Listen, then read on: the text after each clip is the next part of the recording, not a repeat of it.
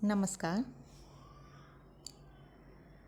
बच्चों, आज से हम एक नई पुस्तक शुरू कर रहे हैं आपके द्वितीय प्रश्न पत्र में, जो है एक उपन्यास रामदरश मिश्र का।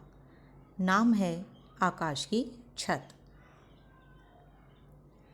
उपन्यास पर बात करने से पहले हम बात करेंगे उपन्यासकार पर, रामदरश मिश्र पर।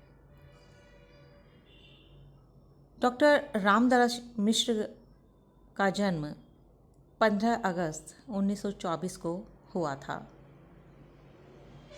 ये हिंदी के बहुत ही प्रतिष्ठित साहित्यकार हैं और जितने समर्थ कवि हैं उतने ही समर्थ उपन्यासकार भी हैं।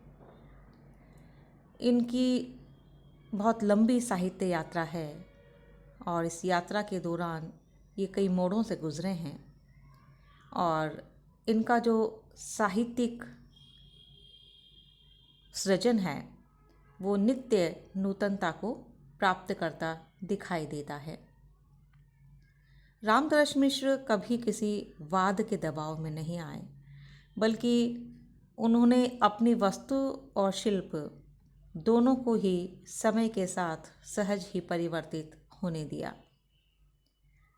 इनके साहित्य में हमें इनके परिवेश के अनुभवों और सोच को सृजन में उतारा।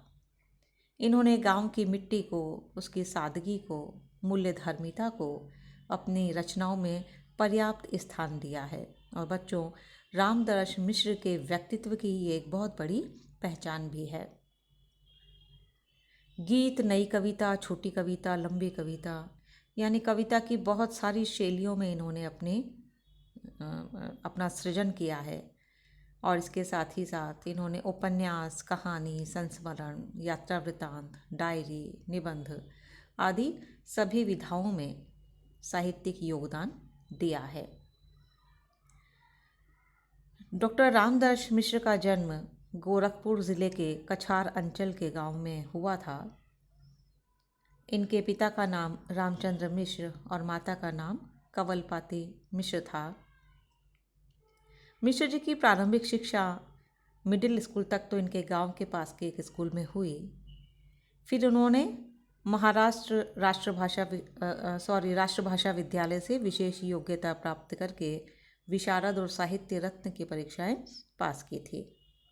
और उसके बाद ये वाराणसी चले गए, जहाँ से इन्होंने एक प्राइवेट स्कूल में साल भर मैट्रिक की पढ़ाई की और मैट्रिक पास करने के पश्चात काशी हिंदू विश्वविद्यालय से जुड़ गए।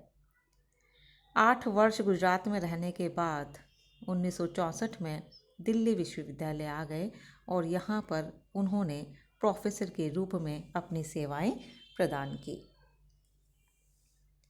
जहाँ तक बच्चों बात है रामदरश मिश्र की हिंदी साहित्य को की गई सेवा की, तो रामदरश मिश्र हिंदी साहित्य संसार के बहुत ही बहुआयामी रचनाकार हैं। इन्होंने गद्य और पद्य की लगभग सभी विधाओं में सृजन किया है। 4 बड़े और 8 लघु उपन्यास मिश्र जी ने गांव और शहर की जिंदगी को इनमें अभिव्यक्ति प्रदान की। इनकी आत्मकथा का नाम है समय है सहचर।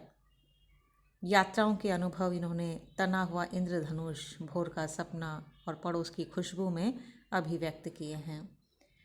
इन्होंने संस्मरण की पुस्तक भी लिखी है, स्मृतियों के छंद, जिसमें इन्होंने अपनी जीवन यात्रा और साहित्य यात्रा दोनों के ही बारे में काफ़ी कुछ लिखा है। और इसके साथ ही साथ आलोचना कर्म से भी ये जुड़े हुए रहे हैं और बहुत सारी समीक्षा पुस्तकें इन्होंने लिखी है। हिंदी उपन्यास एक अंतर यात्रा, हिंदी कहानी अंतरंग पहचान, हिंदी कविता आधुनिक आयाम, छायावाद का रचनालोक, ये सब इनकी महत्वपूर्ण समीक्षा पुस्तकें हैं। नवीनतम इनका जो काव्य संग्रह जो था वो है ऐसे में जब कभी, और इसके साथ रामदरश मिश्र जी ने ललित निबंध भी लिखे हैं। कितने बजे हैं, तथा बबूल और कैक्टस, ये इनके निबंध संग्रहों के नाम हैं।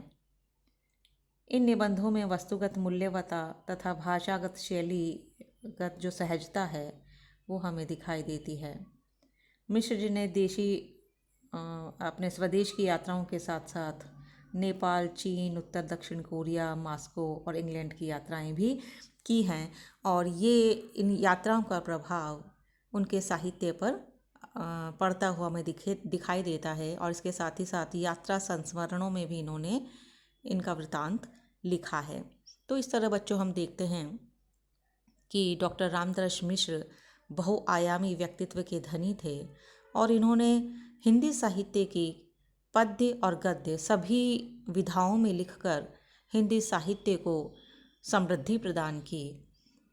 इनका एक बहुत ही प्रसिद्ध लघु उपन्यास है आकाश की छत, जो आपके द्वितीय प्रश्न पत्र में संकलित है।